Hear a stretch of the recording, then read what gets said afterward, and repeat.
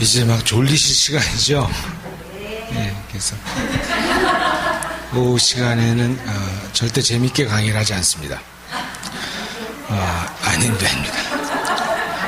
졸린데 재밌으면 잠도 못 자고요. 강의도 못 듣고 그래서 오후 시간은 아주 지루하게 해서 다 주무시도록. 그래서 5분 이상 주무시면 바로 수업 끝입니다. 그래서 가능한 빨리빨리 주무셔서. 아까 요한복음 이렇게 말씀을 살펴봤었죠. 요한복음 그 마지막에 그 한 장 전체를 예수님이 다시 하늘나라 가시기 전에 40여일 동안 이 땅에 머무셨던 이야기를 참 많이 쓴 거죠. 그죠? 3년 동안 있었던 얘기를 19장에 썼는데 40일 동안 한 장을 부여해서 썼다는 것은 상당히 많은 그 시간을 준 거죠. 물론 그 이유는 마지막이기 때문에 기억이 많이 남아서 그랬을 수도 있고요. 그렇지만 그 시간이 상당히 중요했던 그 제자들에게도 예수님에게도 너무나 중요했던 시간입니다. 만약에 여러분들이 자녀를 미국으로 유학을 보낸다고 생각해 보세요. 여러분 공항까지 안 가시겠습니까? 가겠죠, 그죠? 갈 수만 있으면 비행기 안에까지라도 들어가서 끝까지 뭔가 얘기를 하고 싶고 뭔가 다짐을 받고 싶고 뭔가 자녀들에게 정말 엄마가 너를 얼마나 사랑하는지 너가 유학을 보내지만 엄마는 너랑 계속 있겠다 그런 거를 얘기하고 싶으시겠죠. 그리고 네가 졸업하기 전에 엄마가 꼭 다시 갈 거라고 다짐을 해주시겠죠. 바로 그런 마음입니다. 예수님이 다시 올 거지만 다시 오기 전까지는 갈 수가 없기 때문에 마지막 보는 순간에 간절히 원했던 것, 바로 너희들 삶 가운데 평안이 있길 원한다고 예수님께서 말씀하셨던 것처럼 바로 그 평안이 우리에게 중요한 이유는 그 평안한 상태에서 우리의 관계가, 하나님과 우리의 관계가 맺어진다고 제가 말씀드렸듯이 이제부터는 뇌과학의 슬라이드를 좀 보면서 우리의 뇌는 어떻게 생겼고 그래서 우리가 어떻게 뇌가 정리될 때 하나님과 친밀감을 누릴 수 있는지 좀 살펴보겠습니다.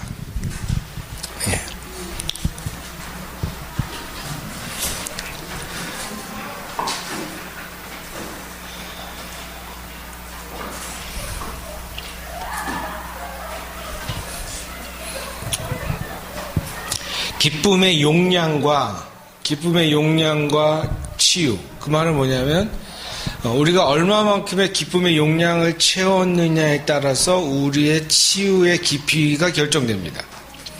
간혹 우리의 용량을 초과하는 치유를 경험하게 되면 그 사람 삶 가운데 순탄한 일이 벌어지는 것이 아니라 오히려 더 어려운 일이 생길 수가 있어요. 가끔 우리가 그런 경험을 하죠. 중독자들 가운데 갑자기 성령이 임하셔서 술을 끊었어요. 마약을 끊었어요. 그런 사람들이 평생을 마약으로부터, 알코올로부터 자유롭게 살 수 있느냐? 제가 본 경우에는 그렇지 않습니다. 그렇게 순간적인 하나님의 큰 은혜로 인해 사람이 변화됐죠. 그런데 그 변화된 사람이 계속해서 성숙해 나가는 것보다는 무언가 삶에 더 큰 어려움들이 생깁니다. 여러분들이 텔레비에 나오는 유명한 사람들 보면 잘 나가다가 어느 순간 한 번에 무너지죠.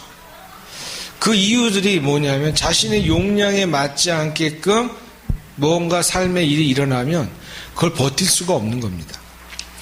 자기가 어느 정도 올라가기 전에 그걸 충분히 누릴 만큼의 역량이 갖춰져야 그걸 누릴 수가 있어요.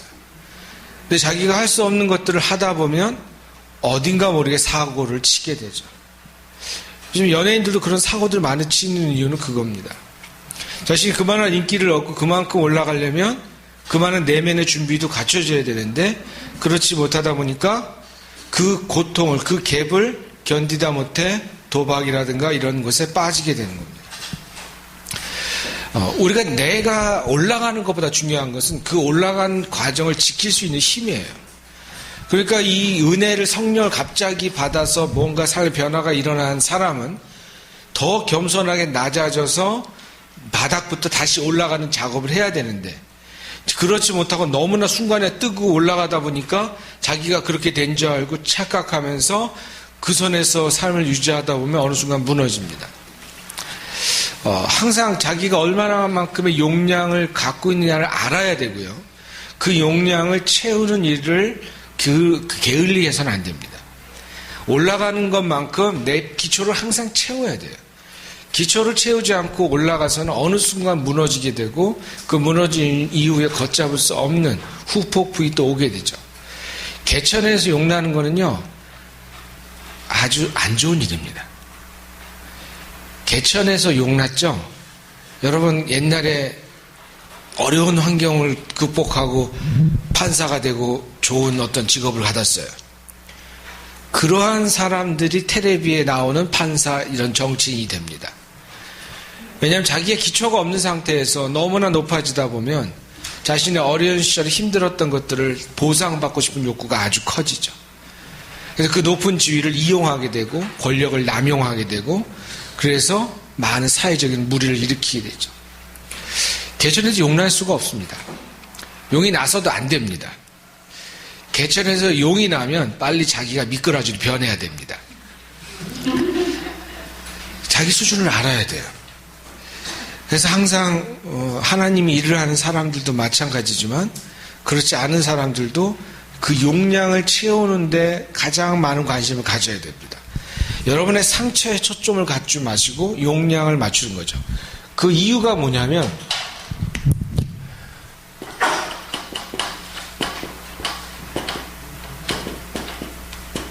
우리는 현재에 살고 있죠.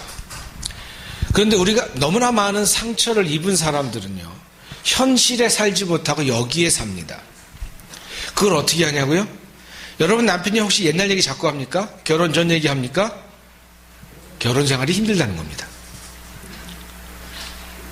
현실의 이야기를 하지 못하는 이유는 옛날에 이랬었는데 아빠가 왕년엔 말이다. 현실이 고통스럽다는 겁니다. 현실이 내가 생각하는 것만큼 이루지 못했다는 거죠. 자기가 지금은 사장은 돼야 되는데 아직 과장인 게 자기는 못마땅한 겁니다. 또 여러분의 삶 속에서 어떤 아픈 과거의 기억들을 잊지 못하고 계속 그 이야기를 하죠. 그 말은 뭐냐면 내가 현재 있지 못해 여기에 있다는 겁니다. 자, 그런데 중요한 것은 여기에 있기 때문에 문제가 아니라 여기에 있기 때문에 못하는 게 있습니다. 뭘 못하냐면 우리가 회복되고 치유된다는 것은 어떨 때 가능하냐면 미래가 있을 때 가능합니다.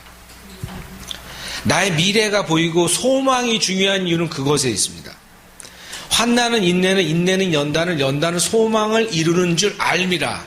다만 이뿐 아니라 우리가 환난 중에서도 즐거워하는 것은 바로 소망이 있다는 걸 알 때 환난 중에서도 기뻐할 수 있다는 거예요. 그 말은 뭐냐면 우리의 모든 치유와 회복은 미래가 있을 때 열리는 겁니다. 그런데 내가 과거에 살잖아요. 과거에 사는 사람의 미래는 어딘가요? 현재입니다. 현재는 뭔가요? 고통입니다. 그럼 이분이 미래를 볼까요? 도저히 미래를 못 보죠. 그럼 어디를 볼까요? 현재는 고통스럽죠. 그래서 과거를 보는 겁니다. 옛날에, 왕년에, 내 어린 시절에, 우리 엄마 계실 때, 다 옛날 일이에요.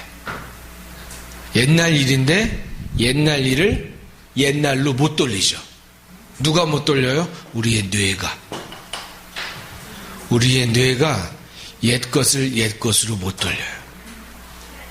치유는요, 과거의 상처를 없애는 게 치유가 아니라, 과거의 상처를 조그맣게 만드는 게 치유가 아니라, 과거를 과거로 돌려주는 게 치유입니다. 여러분 가운데 혹시 임진왜란 때 받았던 고통 때문에 아프세요? 우리가 임진왜란 때 그런 아픔이 있으세요? 없죠? 병자호란의 아픔이 있으세요? 근데 어떤 아픔이 있어요? 요즘도 할머니들 나오셔서 일본의 시대에 막 힘들었던 할머니들 얘기하면 지금도 눈물이 찌끌찌끌 나죠. 그죠?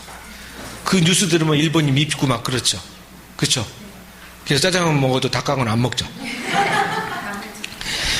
바로 그런 이유가 뭐냐면 그건 아직 옛 것이 안 된 거예요.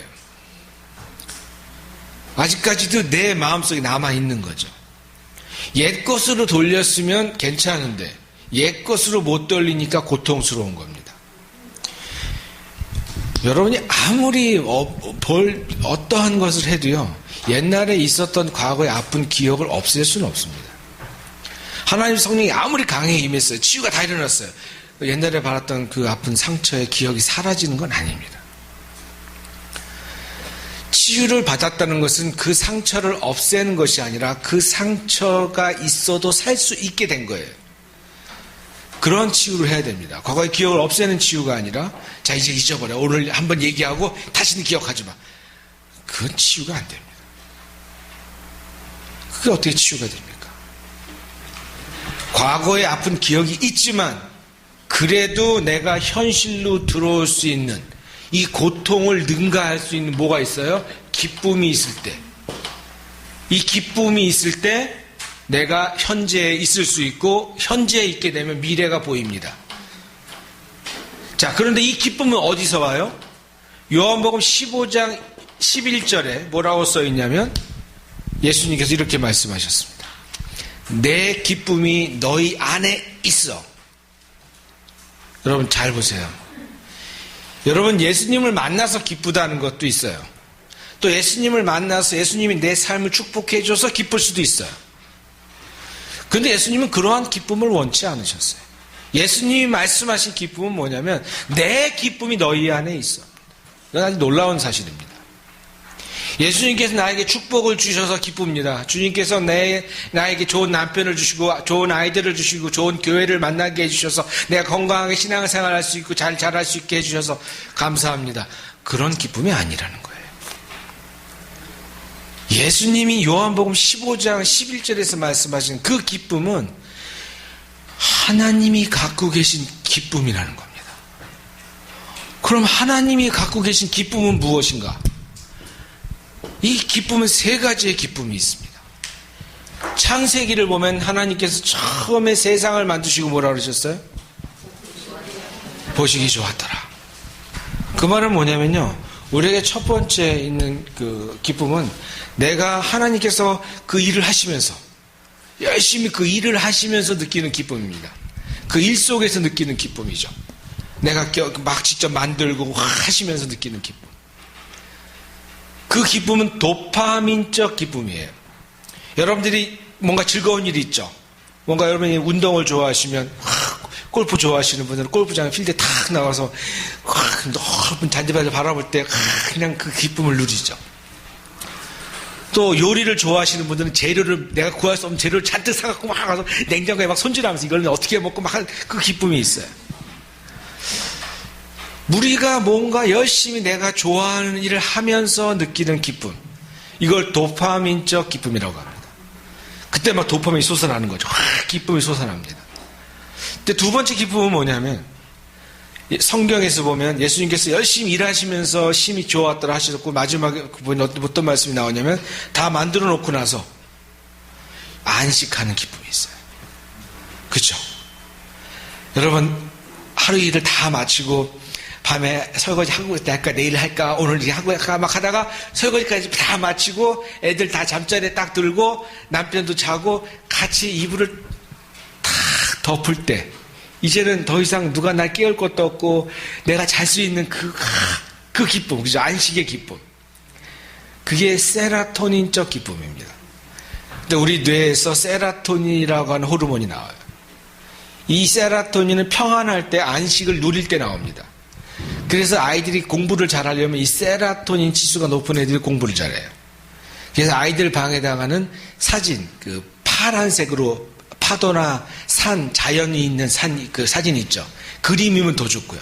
그럼 멋진 자연 풍광이 있는 사진들을 많이 붙여놓으십시오. 붉은색 이런 거 하지 마시고 푸른색 계통으로 붙여놓으십시오. 그러면 도파민이 많이 나옵니다. 아니, 그 세라토닌이. 그 다음에 세라토닌이 자주 나올 때는 천천히 걸을 때 잘 나옵니다. 그래서 아이들을 많이 걷게끔 하는 게 효과적입니다. 부모님들 학원 앞에 대기했다가 데려가고 그러시죠? 아니요. 걷는 애들이 공부 더 잘합니다. 시간 아낀다고 차에서 왔다 갔다 하면 애들이 공부 더 못합니다. 걸을 때 세로토닌이 나옵니다. 그래서 여러분 하루에 최소한 2km에서 4km씩 걷는 게 도움이 됩니다. 여러분 치유에 있어서도 하루에 최소 사실은 4km가 우리 인간이 걸어야 될 거리입니다. 그 정도 걸어야 우리 몸도 좋아지고 뇌도 좋아집니다. 왜냐하면 걸을 때 또 뇌에 제일 좋은 운동이 하나 있는데 그건 승마입니다. 여러분 돈이 되시고 시간이 되시면 자녀들을 승마시키십시오. 승마만큼 치유되는 운동이 없습니다. 왜냐하면 동물하고 하잖아요. 뭘 배우냐면 내 맘대로 안 되는 걸 배웁니다. 여러분들이 부부생활 왜 힘든지 아십니까? 내 맘대로 안 돼서 힘든 겁니다. 내 맘대로 안 되니까 힘들어요. 그죠? 이놈이 내 맘대로 돼야 되는데 안 들어요. 그래서 힘든 겁니다. 그래서 이 승마를 하면 내 맘대로 안 된다는 걸 빨리 깨닫게 되죠. 그리고 말이 뛰면서 뇌도 흔들어주기 때문에 훨씬 뇌의 많은 부분들이 좋아집니다. 그래서 걷고 할 때 뇌가 흔들리는 작업들이 꼭 필요한 거고요. 그래서 이 세로토닌이 나오게 되면 우리가 평안해질 뿐더러 그 기쁨을 유지하게 되는 거죠. 세 번째 마지막 기쁨은 뭐냐면요. 하나님이 가지셨던 마지막 기쁨은 관조의 기쁨입니다. 자, 안식하시고 아침에 다 눈을 떠서 세상을 보니까 이 너무나 아름다운 세상이 펼쳐진 거예요. 저는 이 관조의 기쁨을 2번 경험했는데 한 번은 베니스라는 곳 혹시 아십니까? 이태리의 베니스 바다 위에 있는 도시. 저는 스위스에 있을 때 13시간 동안을 운전하고 가서 베니스에 12시 반에 도착했어요. 껌껌할 때. 같이 운전하려고 했던 그 캐나다 자매가 고속도로 딱 들어가니까 이태리는 그 아우토반이 없잖아요. 그런데 170이에요. 그냥 170이에요. 스위스는 130, 40 정도 달리거든요. 근데 이태리 가니까 170이에요. 그러니까 캐나다 자매가 도저히 못하겠다고 내려서 저 혼자 13시간 운전했어요. 170으로. 170으로 13시간 운전해서 베니스에 도착했는데 너무 껌껌하니까 아무것도 안 보여요. 베니스 도착하면 차도 놓고 거기서부터 배 타고 들어가거든요. 그래서 호텔에 들어가서 잠을 자고 아침에 딱 일어나서 제일 먼저 호텔 문을 열고 밖에 탁 나갔는데 달력이 쫙 펼쳐져 있는 거예요. 세상은 없어지고 달력만 펼쳐져 있는 거예요. 이 상상할 수 없는 그 섬이 아니라 그냥 그 호텔 바로 앞에 인도에 물이 다 차 있고요. 그 곤도라라고 한 배 막 이런 모든 이 물건이 왔다 갔다 하고 하는 게 안개가 쫙 끼면서 바다에서 막 뿌연 너무 환상적인 그 충격. 그게 저의 첫 번째 관조의 기쁨이었고요. 두 번째는 여러분 그 라불이라고 아시죠? 스위스에. 그 라불이라는 곳을 한참을 차로 1시간 반 동안 밑에서부터 산으로만 1시간 반 올라가서 차에 베넷 뒤에 끈겨 있다가 베넷에서 탁 나왔는데 바로 눈앞에 앞쪽 산이 하얀 눈 덮인 산이 한 3, 40m 사이에 쭉 산이 딱 눈앞에 있는데 그 충격, 그 감동, 그 높은 산에 눈이 덮인 곳에 들어갔을 때 뭔가 내가 이 세상에서 볼 수 없는 놀라운 풍경들을 봤을 때 느끼는 이 관조의 기쁨. 바로 이 관조의 기쁨은요, 하나님께서 우리를 만들기 전에 세상을 쫙 만드시고 인간을 쫙 만들어 놓으신 다음에 그걸 멀리서 바라보신 겁니다. 근데 그 충격을 받으신 거죠. 본인이 해놓고 우와, 내가 이렇게 멋있게 만들었구나. 그 관조의 기쁨을 누릴 때 나오는 호르몬은 나이돌핀이라고 하는 호르몬인데요. 이 호르몬은 도파민의 8,000배에 가까운, 이 나이돌핀이 나오면 칼로 누가 막 찔러도 전혀 고통을 느끼지 못하는 정도의 기쁨이라고 합니다. 여러분 가끔 너무나 기쁠 때 그 막 축구 선수들 골 넣고 막 서로 올라타고 밟고 막 그러잖아요. 그때 사실 많이 다친대요. 진짜 아프대요. 근데 그 순간은 못 느는 거죠. 너무 기쁘니까 막 그 기쁨 때문에 고통을 못 느끼는 거죠. 바로 우리가 이 나이돌핀 호르몬이 나오게 되면 순교할 수 있는 겁니다. 스테반이 돌 맞으면서 죽을 수 있는 이유는 바로 이 나이돌핀 호르몬 때문에.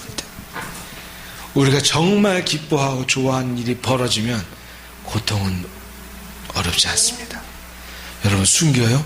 다 할 수 있습니다. 어려운 게 아닙니다. 아니, 왜 그러세요? 제자 학교는 다 순교자 키우는 학교인데요? 모르셨어요? 처음 들으셨어요? 우리는 순교하려고 지금 여러분을 강의를 하는 거예요. 순교 어렵지 않습니다. 왜냐하면 내가 순교할 정도로 믿음과 그런 일이 벌어지면 내 안에 그것은 더 이상 고통이 아닙니다. 바로 그 기쁨이 우리로 하여금 어떠한 고통을 이기게 만들죠. 여러분 지금 마음 아픈 말들 있죠. 그죠? 남편이 했던 말들, 시어머니가 했던 말들, 또 어렸을 때 자라면서 엄마 아버지가 나한테 했던 정말 모습이 바뀌도록 내 마음에 고통을 줬던 말들이 있습니다. 근데 이 다이돌핀 호르몬이 나오면 이건 별것 아니에요. 엄마가 시어머니한테 아무리 심한 말 했어도 어머니가 그러실 수도 있죠. 뭐. 그건 중요한 게 아니에요. 그건 중요한 게 아니에요. 그게 없어졌다는 게 아니라 그게 안 중요할 정도로 나에겐 더 큰 중요한 일이 생긴다는 겁니다. 바로 이 기쁨이에요. 바로 이 기쁨이 있어야 고통스러운 현실 속으로 들어옵니다. 자, 고통스러운 현실로 들어오니까 뭐가 이루어져요? 미래를 보게 되죠. 미래가 보이니까 우리에게는 그 미래에 대한 소망 때문에 현실에서 기쁨을 더 누리면서 살아갈 수 있는 겁니다. 바로 이 그림을 이해하셨다면 이제 우리 이 그림이 일어나는 우리의 뇌의 영향들을 좀 살펴볼 텐데요.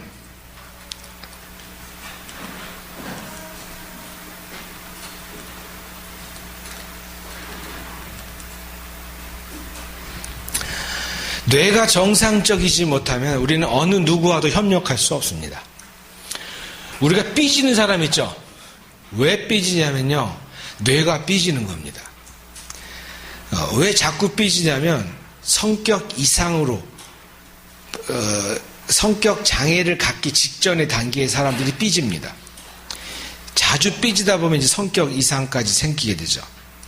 그런데 이러한 그 삐지는다는 것은 뭐냐면 내가 원하는 대로 어떤 사랑들이 채워지어 있지 않다는 것을 인정하는 것입니다. 바로 자꾸 삐지는 사람과 여러분 대화하기 어렵죠.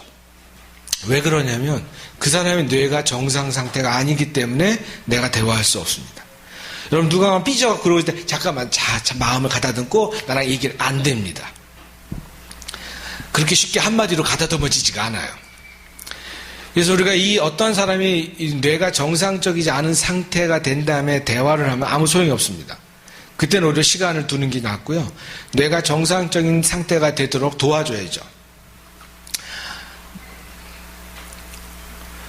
우리가 뇌를 훈련시키면 훈련된 뇌는 기쁨과 평강의 삶을 배웁니다. 그리고 침착하고 안정적인 고통 처리 단계를 경험하게 되죠. 또 하나님과 타인의 감정 기술을 많이 갖게 돼서 자신의 감정을 표현할 줄 알고 타인의 감정도 읽을 줄 알게 됩니다. 여러분 주변에서 자신의 감정을 잘 못 읽어주는 사람들 있죠.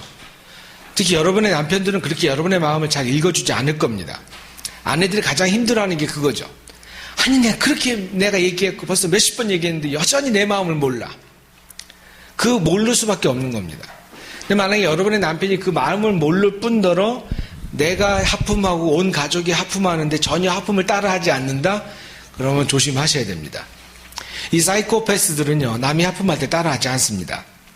그래서 이 범죄자들은요, 왜 따라하지 않냐면 공감 능력이 저하됐기 때문에 그렇습니다. 이 공감 능력이란 것은 우리 뇌의 시상이라고 하는 영역에서 다른 사람의 마음을 읽는 능력인데 이 공감 능력이 저하되면 다른 사람이 반응할 때 그것에 반응하지 않습니다.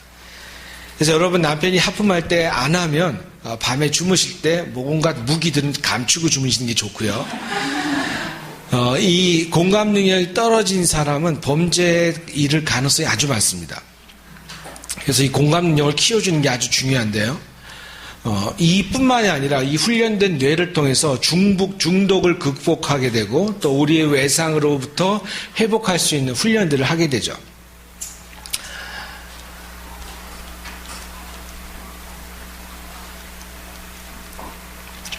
자, 우리의 오른쪽 뇌, 왼쪽 뇌를 좀 살펴볼 텐데, 우리의 왼쪽 뇌, 왼손을 올려보세요. 이게 왼쪽 뇌예요. 예. 이런 분 가끔 있어요. 이러지 마세요. 예. 왼쪽 뇌가 이쪽입니다. 우리의 왼쪽 뇌는 우리의 오른쪽 영역을 관장합니다. 그래서 왼쪽 뇌가 잘못되면 오른손이 마비가 되죠. 자, 이 왼쪽 뇌가 하는 일이 뭐냐면 설명을 하는 뇌입니다. 왼쪽 뇌가 망가지면요, 말을 못하게 됩니다. 설명도 못하게 되고요. 이 왼쪽 뇌는 뭔가 조직적으로, 체계적으로, 언어적으로 무언가 설명할 수 있는 뇌예요. 그럼 오른쪽 뇌는 뭐냐? 얘는 설명을 못하는데 알아요. 그냥 알아. 모든 걸 감각적으로 느끼는 겁니다. 얘는 설명 안 해줘도 알아요. 왼쪽 뇌는요, 하나하나 설명해줘야 돼요. 근데 오른쪽 뇌는요, 저희 큰 아들은 왼쪽 뇌가 발달됐어요. 그래서 얘는 아주 그 언어적인 면이 강해요. 잘 설명해줘야 알아들어요. 둘째는요, 오른쪽 뇌가 발달됐어요. 둘째는 설명 안 해줘도 괜찮아요. 아빠 좀 봐봐. 아빠 쳐다봐. 알았지? 알았대요. 제가 설명 하나도 안 해줬어요. 근데 알았대요. 근데 큰아들한테 그렇게 하잖아요. 그럼 이렇게 아빠 얘는 설명을 해줘야 돼요. 바로 우리의 왼쪽 뇌는 설명을 해주고 이해를 시켜줘야 되는데 오른쪽 뇌는 느끼게 해주면 돼요. 근데 대부분 남편들은 왼쪽 뇌로 살아갑니다. 그래서 이 남편들이요, 잘 설명해주지 않으면 몰라요. 여러분들이 알고, 이 정도 알겠지, 몰라요. 이렇게 살았는데 몰라요. 또 설명해줘야 돼요. 자, 그렇다면 이제 왼쪽 뇌가 어떤 걸 하냐면, 여기에는 말과 언어의 장소입니다. 그래서 이 남자들이 말을 더 잘합니다. 근데 부부싸움 할 때면 내가 이겼는데요? 그 이유는 거기에 있습니다. 이래저는 남편이 이깁니다. 논리적으로 말하니까요. 근데 문제는 어디에 있냐면 왼쪽 뇌는 지구력이 약합니다. 한 번 말한 거 또 하지 않습니다. 근데 오른쪽 뇌는요, 했던 말 또 해도 아무런 어려움이 없습니다. 했던 말을 계속하죠. 어제 했던 말인데 오늘 새롭게 하는 것처럼 얘기를 합니다. 그래서 남편들이 지고 말아요. 내가 맞았는데 자꾸 아내가 똑같은 얘기를 하면 언젠가 내가 지는 것 같습니다.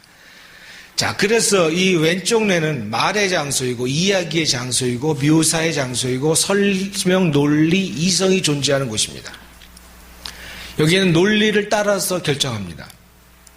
그런데 가장 큰 문제는 이 왼쪽 뇌는 변화에 저항한다는 것입니다.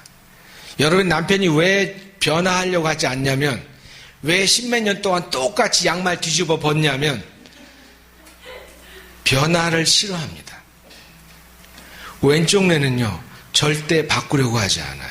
그리고 누군가 자기를 바꾸려고 하잖아요. 공격합니다. 그럼 여러분들이 남편을 바꾸려면 어떻게 해야 되냐? 남편은 내가 왼쪽 뇌에 있을 때는 바꿀 수가 없기 때문에 이거를 오른쪽 뇌로 옮겨줘야 됩니다. 어떻게 옮기냐고요?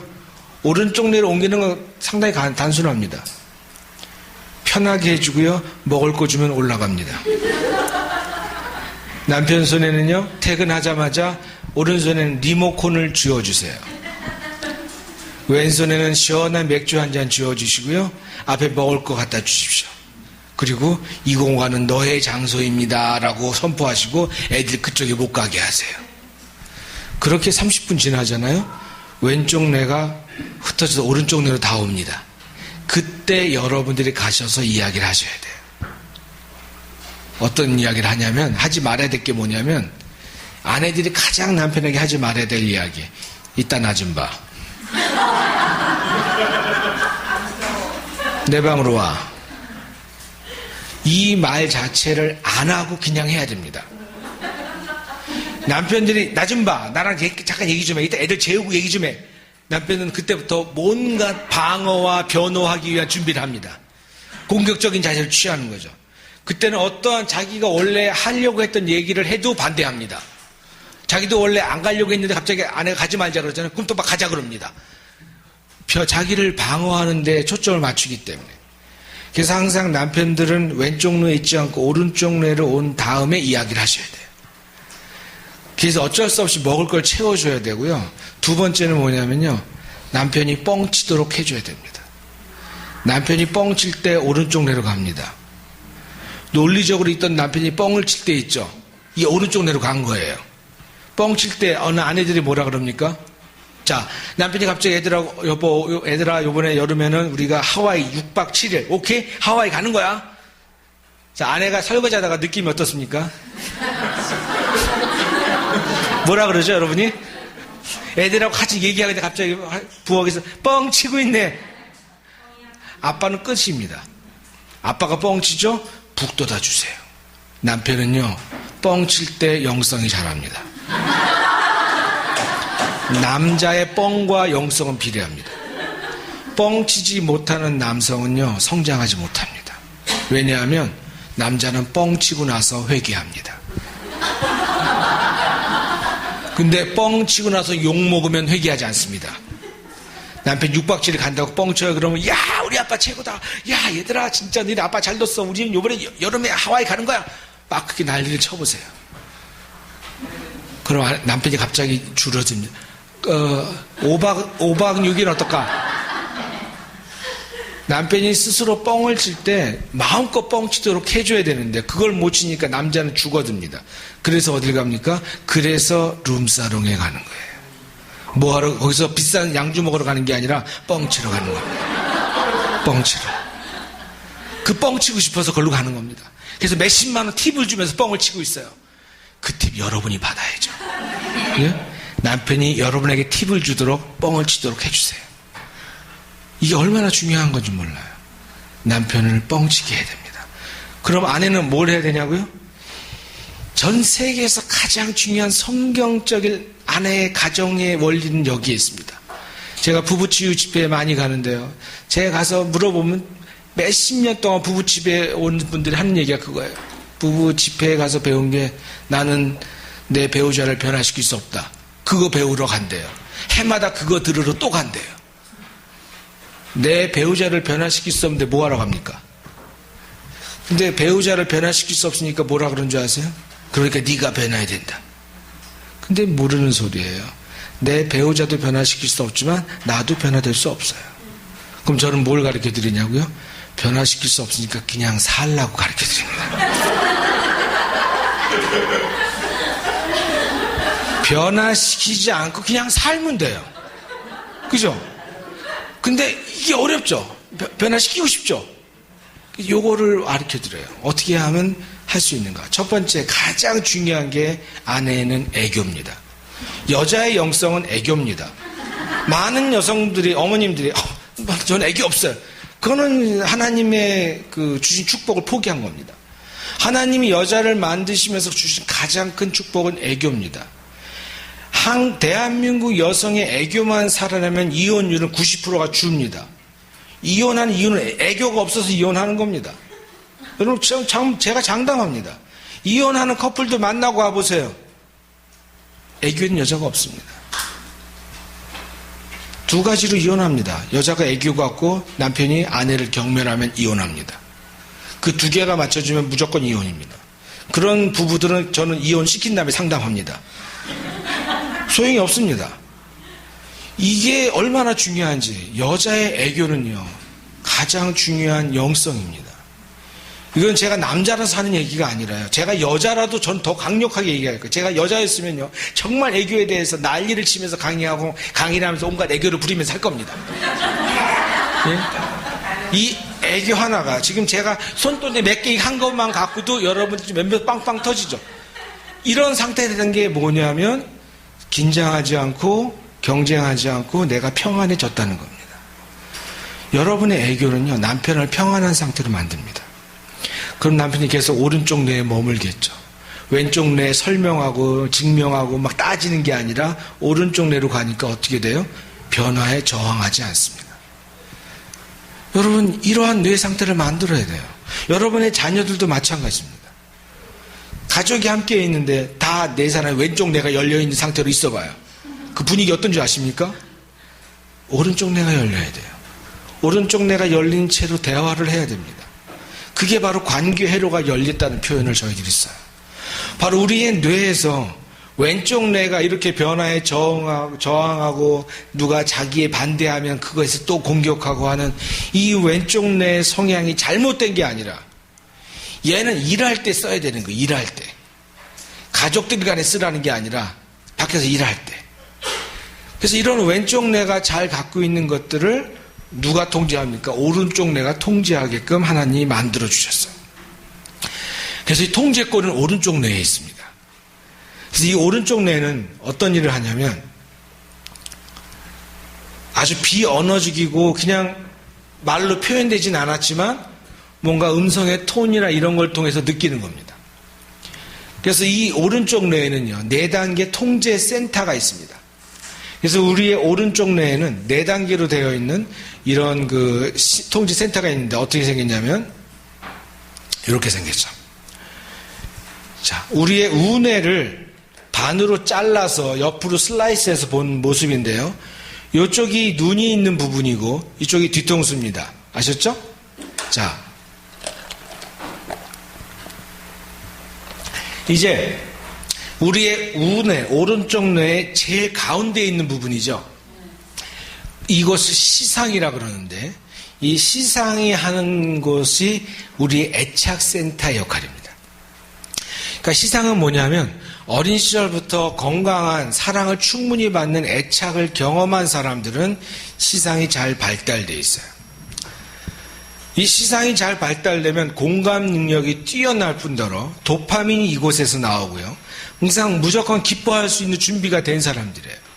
여러분들은 강의를 하고 듣다 보면 어떤 분들 별것도 아닌 제가 몇 개만 해도 하는데 어떤 분들은 더 웃겨봐라 니가. 이게 왜 그렇게 되냐면 시상에서 공감 능력이 떨어지니까 다른 사람이 아무리 재밌게 웃어도 나는 별로 안 재밌는 거예요. 나는 그게 반응하기 싫은 거예요. 재밌어도 별로 느낌이 없는 거죠. 공감할 수가 없는 겁니다. 바로 이 시상의 영역이 약화되면 지금 이 시대를 살아가는데 제일 중요한 거는요, 바로 이 시상이에요. 여기가 자존감이 높아집니다. 이쪽이 발달돼야 자기가 스스로를 사랑할 수 있는 힘이 생겨요. 바로 다른 사람의 아픔도 공감할 수 있고 기쁨을 표현할 수 있고 바로 이쪽이 제대로 발달돼야 자신 안에 사랑이 충분히 채워지는 것들을 경험할 수 있습니다. 근데 이쪽이 결핍된 사람들은요, 이런 생각을 많이 갖습니다. 난 항상 삶이 꼬여. 모르겠어. 그냥 우울이야. 그냥 죽고 싶어. 그냥 별로 뭔 일이 없어도 힘들어요. 그 사는 게 귀찮고 누가 나한테 조금만 뭐라 그러면 삐져요. 그리고 자기도 모르겠어. 왜 그러는지를. 근데 뭔가 힘이 자꾸 없어지고 우울증에 걸릴 수 있는 가능성이 아주 많죠. 바로 이 시상이 개발되지 않아서 그렇습니다. 또 두 번째는 이 빨간색으로 된 편도라고 하는데 아믹달다라고도 하고요. 이건 아몬드 조각처럼 손톱 조각 하나처럼 아주 작은 위치에 차지하고 있는데 여기가 하는 일이 뭐냐면 우리 몸의 비상계엄 체계를 갖추고 있어요. 위급한 상황 속에 이 편도가 대장이 됩니다. 그래서 여러분들이 그 위급한 순간에 몸을 빨리 대비시키는 게 그거예요. 그래서 내가 넘어지는 걸 알고 넘어지면 안 다쳐요. 근데 갑자기 모르고 누가 뒤통수 치면 딱 심하게 다칩니다. 왜냐하면 아믹달다가 네가 지금 위험에 처했어라고 하면서 순간 온몸에다가 아드레날린 호르몬을 내보내죠.